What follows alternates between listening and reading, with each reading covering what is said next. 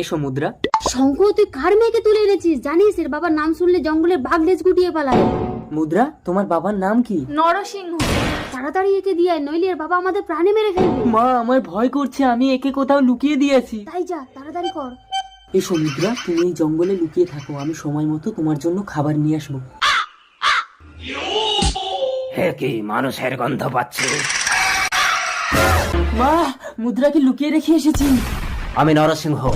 আমার মেয়েকে কোথায় লুকিয়ে রেখেছিস? নিয়ে আয়, নইলে তোর মাকে এক্ষুনি মেরে ফেলবো। ঠিক আছে, আনছি, আপনি আমার মাকে মারবেন না। চলে এসো মুদ্রা। মুদ্রা, মুদ্রা, মুদ্রা, তুমি কোথায় লুকিয়ে আছো? বেরিয়ে এসো, নইলে তোমার বাবা আমার মাকে মেরে ফেলবে। মুদ্রা!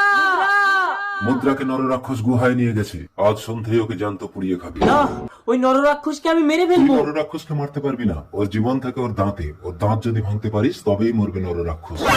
আইডিয়া, আমি পাথরের ডিম বানিয়ে নররাক্ষসের পুজো দেবো।